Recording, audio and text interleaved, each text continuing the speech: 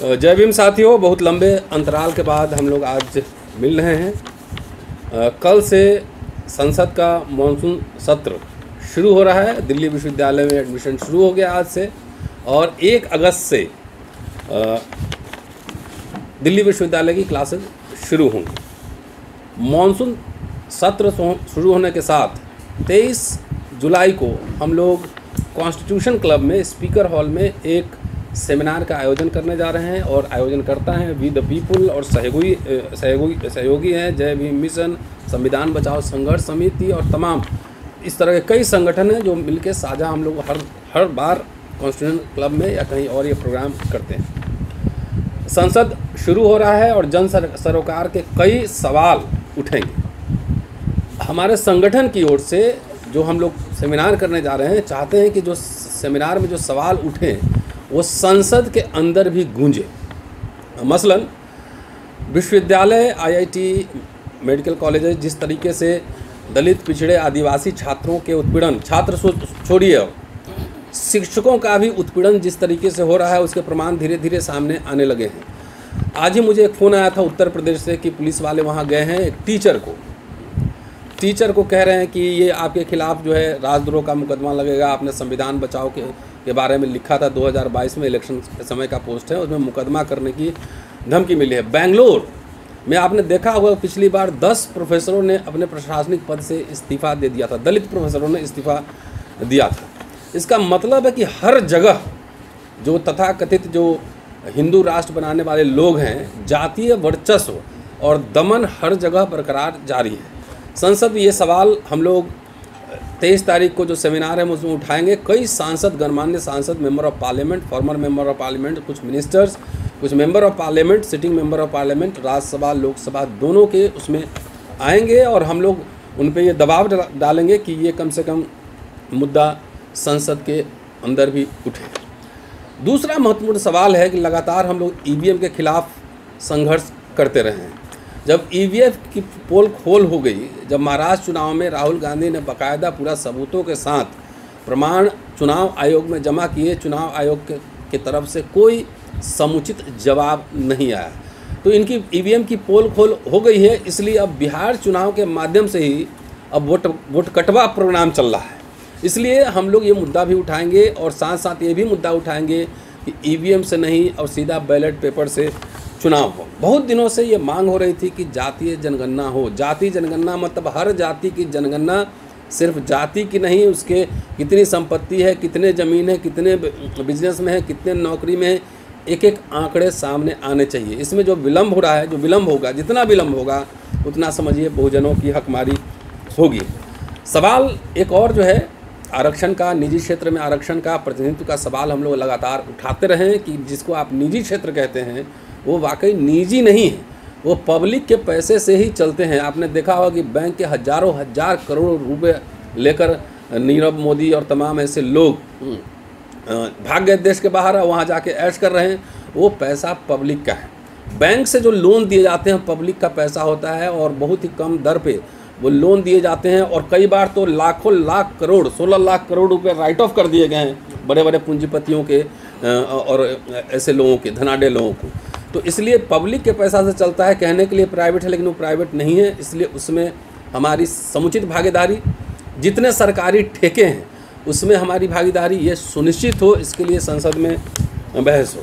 अंतिम बात मैं कहना चाहता हूँ, उसके बाद हमारे साथी हैं डॉक्टर सूरज मंडल हैं, प्रोफेसर हैं दिल्ली यूनिवर्सिटी में, मंजीत साहू हैं हमारे साथी हैं, एक्टिविस्ट हैं, अनिल पटेल साहब हैं, और सुखबीर साहब हमारे साथ हैं। सब लोग अपनी बात संक्षेप में रखेंगे और हम लोग इसके बाद तैयारी में जुटेंगे। न्यायपालिका में आरक्षण का सवाल हमारा हमारी मांग है कि न्यायपालिका में जो कोलेजियम सिस्टम है उसको ट्रांसपेरेंट किया जाए, मोर ट्रांसपेरेंट किया जाए। क्योंकि जिस तरीके से उपराष्ट्रपति एनजेएससी का सवाल उठा रहे हैं कि नेशनल जुडिशियल कमीशन बने, तो हम लोग जानते हैं कि इसका क्या हश्र होगा। जैसे इलेक्शन कमीशन का, जैसे यूपीएससी का, जैसे नीट में आपने देखा होगा, जैसे तमाम ये हो रही हैं, धांधलेबाजी हो रही हैं। तो इसका मतलब है कि सीधा सरकार अपने कंट्रोल में न्यायपालिका को लेना चाहती है। इसलिए हम लोग चाहते हैं कि न्यायपालिका अपने कोलेजियम को बहुत ही ज़्यादा ट्रांसपेरेंट बनाए, उसको ज़्यादा डाइवर्सिफाई करे, सबका समुचित रिप्रेजेंटेशन उसमें आए, इसके लिए आवाज़ बुलंद करेंगे। शिक्षा का सवाल है, जिस तरीके से कोचिंग इंस्टीट्यूशंस नीट के लिए, IAS के लिए आप देख रहे हो 2.5 4 लाख रुपए फीस लिए जा रहे हैं, और जितना टफ किया जा रहा है, जितना अंग्रेजीदा किया जा रहा है कि जो दलित पिछड़े आदिवासी समुदाय के जो लोग होंगे, जो रीजनल भाषाओं में पढ़ते होंगे, वो शायद ये पढ़ाई उनके लिए पहुंच के बाहर है। हम लोग सरकारी स्कूल में पढ़ के आए हैं सब, तो सरकारी स्कूल में पढ़ के यहाँ तक पहुँचे हैं, लेकिन मैं दावे के साथ कह सकता हूँ कि जिस स्कूल में मैं पढ़ा हूँ वहाँ का पढ़ा हुआ बच्चा शायद अब बन पाए, क्योंकि पूरा एलीट अंग्रेजीदा माहौल ऐसा बनाया जा रहा है, टफ किया जा रहा है। उसके अलावा घोटाला तो है, वो अलग ही, घोटाला पे तो सूरज जी पूरे आंकड़े के साथ बात करेंगे। तो ये तमाम मुद्दे हैं, इसको लेकर हम लोग 23 तारीख को कॉन्स्टिट्यूशन क्लब में मिल रहे हैं। आप सब साथी, मीडिया के साथी आमंत्रित हैं, और जितने साथी सुनेंगे आप, समय है 2 बजे से, 2 बजे से चाय पानी खाने का भी इंतजाम है, और 2 बजे से हम लोग मिलेंगे कॉन्स्टिट्यूशन क्लब में। 23 जुलाई 2025 डेट याद रखिएगा। शुक्रिया। अब हम सूरज जी को आमंत्रित करते हैं कि आएँ और अपनी बात रखें। जय भीम, जय भीम साथियों। वो अभी डॉक्टर रतन लाल ने एक जानकारी दी, बहुत महत्वपूर्ण जानकारी। आपको मैं बताना चाहूँगा, और आपके माध्यम से पूरे देश के, खास तौर से दलित, पिछड़े, आदिवासी और गरीब लोगों को, कि एक बड़ा षड्यंत्र इस देश में चल रहा है। ये जो 21 तारीख से लोकसभा का सत्र होगा, ये हंगामेदार निश्चित तौर से इसलिए होगा क्योंकि जनता की तमाम संवैधानिक अधिकार और सबसे महत्वपूर्ण अधिकार, वोट देने के अधिकार पर एक बड़ी डकैती बिहार चुनाव के माध्यम से हो रहा है। पूरे के पूरे जो उनकी षड्यंत्र है उसका पर्दाफाश हो चुका है, और वरिष्ठ पत्रकार अजीत अंजुम जैसे लोगों पर FIR की जा रही है कि आप क्यों एक्सपोज कर रहे हैं। सुप्रीम कोर्ट में ये मामला लंबित है। जिस हिसाब से संवैधानिक संस्था अपने संवैधानिक दायित्व को छोड़कर आगे बढ़ रही है, मैं समझता हूं कि सुप्रीम कोर्ट को इसका संज्ञान लेते हुए, और जिस प्रकार से सरकार हर एक लोगों पर देशद्रोह का मुकदमा करती है, ये कि पूरे के पूरे चुनाव आयोग पर देशद्रोह का एक मामला चलना चाहिए।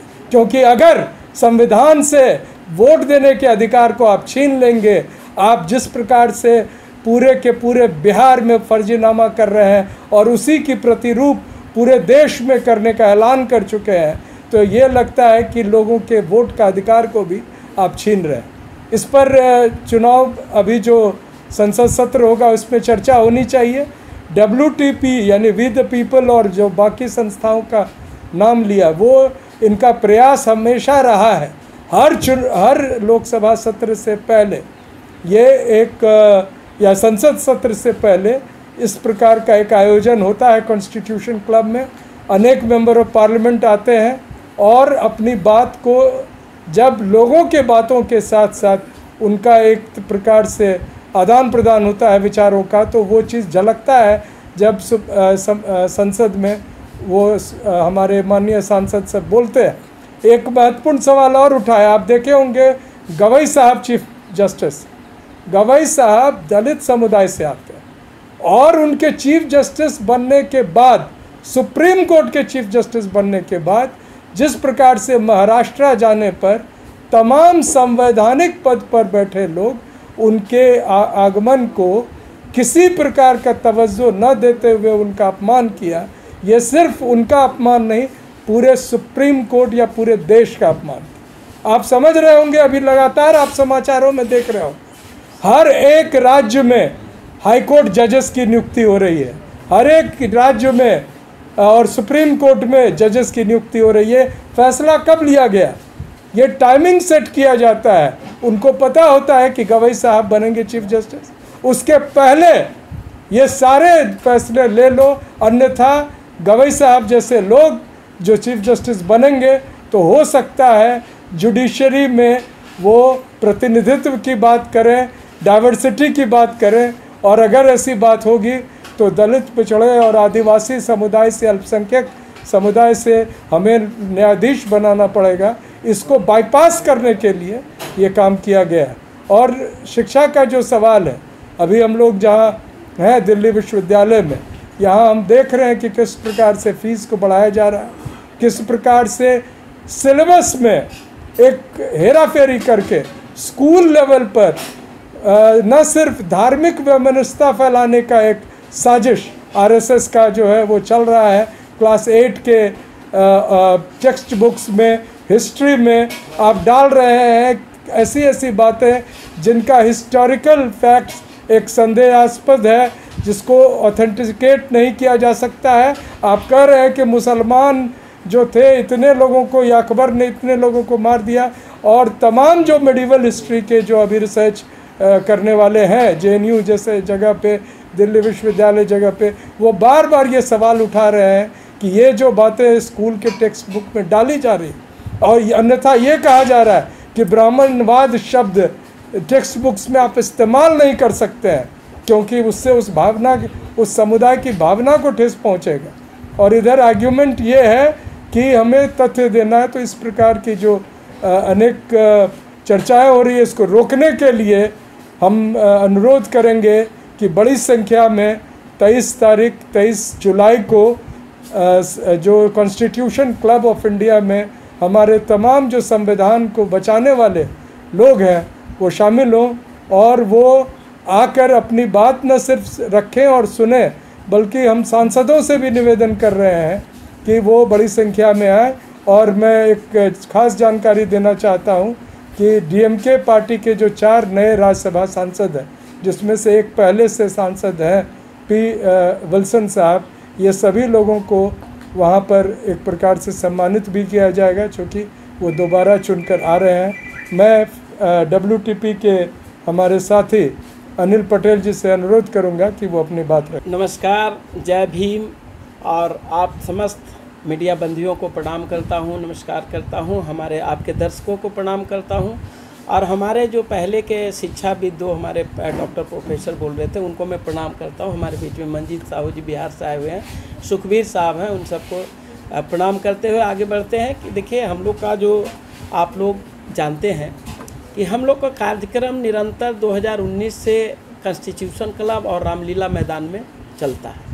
ये कार्यक्रम गैर राजनीतिक पार्टी के द्वारा बुद्धिजीवियों से रचित और ऑथेंटिक डाटा के ऊपर हैं। जो हनन हो रहा हमारे देश के जो मेन आदमी 90% के लोग हैं, उनके अधिकारों के साथ छेड़छाड़ हनन हो रहा है। जैसा कि बताया, कॉलेजियम सिस्टम के माध्यम से, जाति जनगणना में विलम्ब करने के माध्यम से, इन तमाम मुद्दे पे जन जागरण हमारा कार्यक्रम करते रहता है। इसमें कई सारे इंटेलेक्चुअल लोग जो कि देश के जो संचालक हैं, जो अपने समाज को प्रबुद्ध लोगों के द्वारा जो चलाते हैं, उन तमाम ऑर्गेनाइजर से हम लोग का गठबंधन है, और वो सब मिलकर के हमारे कार्यक्रम में शिरकत करते हैं। 2 कार्यक्रम मैं आप लोग को आह्वान भी करना चाहता हूं, और तमाम देशवासियों को आह्वान करता हूं कि 2 कार्यक्रम आगामी लोकसभा सत्र में निर्धारित है। एक 23 जुलाई 2025 और दूसरा 29 जुलाई 2025। ये दोनों कार्यक्रम का उद्देश्य उतना ही है जितना आप लोग ऑलरेडी जानते हैं, जाति जनगणना। पहला मुद्दा हम लोग को जाति जनगणना जो निर्धारित हुई, सरकार ने जो किया है, फैसला लिया है कि कास्ट सेंसस में एडेड करने के लिए, उसमें बहुत सारे विलम्ब हो रहे हैं। 23 अप्रैल 2026 से उन्होंने टेंटेटिव डेट डिसाइड किया है। जितना हम लोग को ज़्यादा विलम्ब होगा उतना हमारे अधिकारों को हनन होगा। दूसरा है कि बैलेट पेपर से चुनाव, कहीं न कहीं ये बू आती है। सब जानते हैं कि जिस जगह पे लोगों को, जो क्षेत्र में जब जाते हैं प्रतिनिधि, खास करके जो वर्तमान में सरकार है भारतीय जनता पार्टी, उसके प्रतिनिधि जब क्षेत्र में जाते हैं उनको खदेड़ते हैं, विधानसभा एक्सेप्ट नहीं करते, और वो फिर पुनः जीत के आते हैं। और कई तमाम ऐसे चीज़ें देखने से पता चलता है कि कहीं न कहीं ईवीएम से छेड़छाड़ है, ईवीएम मैकेनिज़्म में है, और उसमें कहीं न कहीं आता है कि हम लोग को समाज को बरगलाने का काम ईवीएम करता है। इसलिए हम लोग को बैलेट पेपर से चुनाव की डिमांड करते हैं। कॉलेजियम में हमारे लोग को नहीं रखने के वजह से वो एक एकाधिकार समझ करके अपने लोगों को बना लेते हैं और जजेज बना लेते हैं, नियुक्तियाँ कर लेते हैं।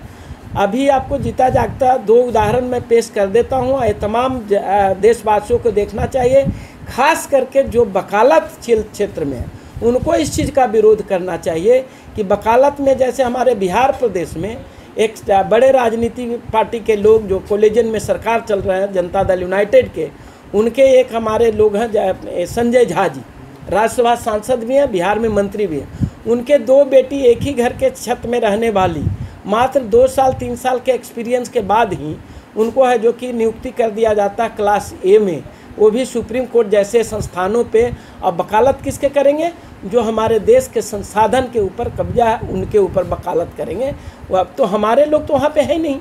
तो इसलिए दूसरा उदाहरण अभी हमें मिला है उत्तर प्रदेश से, जहाँ योगी जी सरकार चला रहे हैं, भारतीय जनता पार्टी का डबल इंजन की सरकार बोलते हैं। तो वहाँ पे जो सरकार चल रही है उसमें 2 बेंच चलती है, लखनऊ और यहाँ इलाहाबाद बेंच के लिए 7 में से मात्र 1 ओबीसी है, एससी गायब है। सेम 5 है जो कि लखनऊ में है, उसमें 5 में से 1 ओबीसी है। हो सकता है वो भी रसूखदार होंगे, हमें ओबीसी और एससी वाले से एतराज़ नहीं है, लेकिन क्या हमारे इतने सारे वकील हैं वो काबिल नहीं है? मैं तमाम वकील लोगों को भी आह्वान करता हूं, कार्यक्रम में भी आइए और आप भी प्रोटेस्ट करिए। मैं आपका लड़ाई लड़ रहा हूं, आपको तन मन धन से सपोर्ट करने की ज़रूरत है। चौथा मुद्दा हम लोग का जो सरकारी धन से पोषित ऑर्गेनाइज, जैसे पीएसयू है, कॉन्ट्रैक्ट पे जॉब है, वहाँ पे हम लोग को आरक्षण का डिमांड है। जो ऑलरेडी हमारे जो प्रमोशन की बात करते हैं, प्रमोशन में रिजर्वेशन की बात करते हैं, इन तमाम मुद्दे को लेकर के, जैसे ठेकेदारी में हम लोग को रिजर्वेशन चाहिए। जब तक हम लोग शिक्षा से और बुद्धि तो हमने ले लिया, जैसे बाबा साहब ने कहा शिक्षित बनो, संघर्ष करो, संगठित रहो, ये 3 चीज़ में हम लोग संगठित नहीं हो पा रहे हैं। तो मैं बाबा साहब के विचारों को आगे बढ़ाने के लिए आप लोग से अपील करता हूँ कि शिक्षित बन रहे हैं, संगठित नहीं हो रहे हैं, संघर्ष कर रहे हैं सिर्फ लेबर उद्योग चलाने के लिए। तो हम लोग तमाम आप लोग से भी कहूँगा कि अपने लोग को बुराई भी नहीं करना है, जैसे है वैसे आप लोग को लेके भी चलना है। और तमाम कार्यक्रम को 4 चांद लगाने के लिए हमारे बीच में मेंबर ऑफ पार्लियामेंट लोकसभा जो 2019 से निरंतर आते हैं, कई सारे रिटायर भी हुए हैं, उन सब हमारी बात हुई है। सारे लोग, टीम के लोग 2 दिन जो कि मंडे से सारे सांसद उपलब्ध हो रहे हैं क्षेत्र से आकर के दिल्ली में।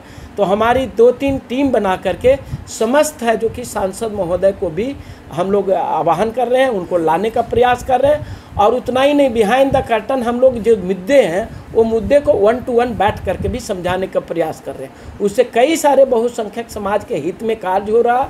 आपको नवोदय विद्यालय का एडमिशन की बात हो, या सैनिक स्कूल का हो, या जाति जनगणना की बात करें, तो जनगणना करने के लिए तो बहुत सारे लोग कुर्बानी भी दिया, लेकिन अब सरकार को लगता है कि कहीं न कहीं जात की जनगणना होनी है। तो इसलिए समय अभी निर्धारित किया, लेकिन वो भरोसा नहीं है। जितना विलम्ब होगा, मैं समझता हूँ कि अपने बहुसंख्यक समाज के लोगों को, मूल निवासी के लोगों को पैरों पे कुल्हाड़ी मारने वाला काम चलेगा। ये लोग अपने लेवल पे बिना एग्ज़ाम के ज्वाइंट सेक्रेटरी बना देते हैं, अपने लोगों को सिफारिश से महाधिवक्ता बना देते हैं। तो करीब 14 महाधिवक्ता के रूप में उसमें जो 2 लोग हैं, हम कहते हैं ओबीसी के लोग हमारे नहीं हैं, एससी के लोग नहीं हैं, इन लोग को नहीं बनाते हैं। क्यों? रसूखदार हो सकता है कि संजय झा जी अगर हमारे वीडियो प्रधानमंत्री देखें, अमित शाह देखें, या तमाम जो एजुकेटिव के लोग हैं सरकार चलाने में, उसका ये विरोध करें कि भाई जो संजय झा जी को जो 2 बेटी को महाधिवक्ता के रूप में बनाया जा रहा है क्लास 1 में, वो किस चीज़ का बोनस मिला। हम लोग को ऐसा डाउट ये भी है कि कहीं ओबीसी की सरकार चलने वाला नीतीश जी और लालू जी और जो अन्य जो वहाँ के लोग हैं जो सरकार 30-35 साल से चला रहे थे, उनको कहीं न कहीं हनन करके, नीतीश जी को तो ऑलरेडी इधर उधर करते रहते हैं, तो हो सकता है इसी का बोनस संजय झा जी को मिला। प्रधानमंत्री साहब सचेत हो जाइए, आप नकली ओबीसी बन करके ओबीसी की वोट लेते हैं और बिहार में सारे कमेरे वर्ग के लोगों को वोट काटने के काम कर रहे हैं। इस बार आपको जनता छोड़ेगी नहीं। बहुत बहुत धन्यवाद, आभार आप सभी को। हमारे बीच में मंजीत जी आ रहे हैं। जय भीम, जय संविधान साथियों। जैसा कि हम सभी जानते हैं 3000 साल से ज़्यादा काल से जाति के नाम पर भेदभाव और सामाजिक न्याय और अन्याय के बीच का संघर्ष है। अभी हमारे पहले 3 हमारे प्रबुद्ध साथियों ने आपके बीच जो बात रखी हैं, प्रोफेसर रतन लाल जी ने, डॉक्टर सूरज मंडल जी ने और अनिल पटेल जी ने। और 23 तारीख को जो वी द पीपुल एंड तमाम जो संगठन है उसके साथ जो हम लोग का कार्यक्रम है, उसमें ख़ास तौर से जो ये सवाल है कि आज़ादी के 75 साल जो संविधान बाबा साहब डॉक्टर अम्बेडकर ने दिए उसके 75 साल लगभग होने वाले हैं। और उसके बाद उस संविधान में जो प्रावधान है, चाहे मतदान का अधिकार है, चाहे सभी वर्गों को उचित प्रतिनिधित्व, रिप्रेजेंटेशन का सवाल है, उसको ये जो तमाम अभी वर्तमान में जो सरकार चल रही है केंद्र में 11 साल से, और वो उसको कुचलने का काम कर रही है। जाति जनगणना के नाम पर राजनीति हो रहा है, चाहे अनुसूचित जाति हो, पिछड़े वर्ग हैं, अति पिछड़े वर्ग हैं, आदिवासी है, धार्मिक अल्पसंख्यक समाज के लोगों उनके साथ जो है एक राजनीतिक षड्यंत्र करके भारतीय जनता पार्टी और आरएसएस अब तो सीधे सीधे उनको उनके वोट से वंचित करना चाहती है। जैसा कि बिहार में देख रहे हैं कि कानून ये कहता है, और हमेशा ये कानूनन ये होता रहा है कि जनवरी में जो मतदाता सूची जारी होता है, उस मतदाता सूची के ऊपर ऑब्जेक्शन लेने का तो प्रक्रिया चलता है, लेकिन उस मतदाता सूची को इधर उधर करने का कोई इतिहास पूरे चुनाव में 1952 से लेकर के अब तक किसी देश और किसी प्रदेश में नहीं हुआ है हमारे इस संविधान के तहत। लेकिन इस बार आप देख रहे हैं कि अचानक से एक जिसको कहते हैं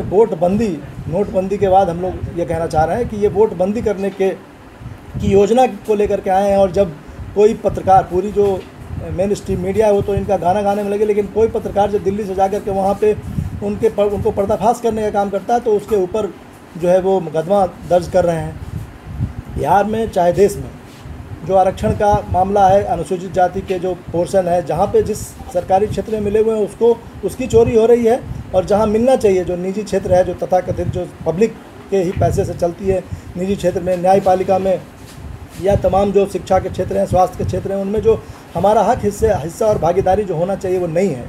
तो ऐसे में उन सवालों को लेकर के हमारे जो सभी संगठन के लोग हैं और जो हमारे जो सभी एक्टिविस्ट हैं वो 23 तारीख को और उसके बाद 29 तारीख को इस पर विमर्श भी करेंगे। और जो संसद का जो सत्र शुरू हो रहा है उसमें हम लोग ये चाहते हैं कि उस विमर्श का हिस्सा बने कि 2010 में जो जाति का जो सर्वे हुआ उसको भी सामने नहीं लाया गया। उसके बाद 15 साल हो गए हैं, न गणना हुआ है, न जाति जनगणना। और उसके बाद जाति जनगणना की जो घोषणा है वो एक तरीके से जो कहते हैं कि महिला आरक्षण जो बिल आया है, नारी वंदन अधिनियम जिसको लाया है इन्होंने, वो कब लागू होगा, और उसके भीतर भी जो आरक्षण का सवाल है अनुसूचित जाति के लिए, पिछड़े वर्ग के लिए, अति पिछड़े वर्ग के लिए, लोगों के लिए, वो भी उसमें नहीं लागू हुआ है। तो उसकी भी लड़ाई है। और आने वाले समय में जो बिहार में ख़ास तौर से जो चुनाव है उसके पीछे जो ये षड्यंत्र है और जो हम लोगों की मांग है ईवीएम के लिए, वोटर सीधे जो है बैलेट पेपर का जो चुनाव की मांग है, वो एक बहुत महत्वपूर्ण मसला है।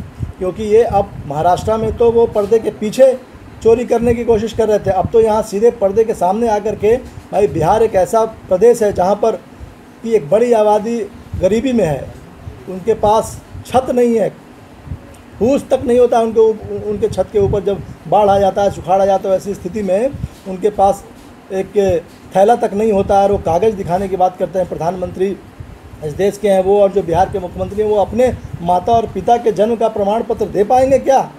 उनको सबसे पहले अपने माता पिता का जन्म का प्रमाण पत्र देश के सामने देना चाहिए। तो इन सवालों को लेकर के हम लोग लगातार संघर्षरत हैं।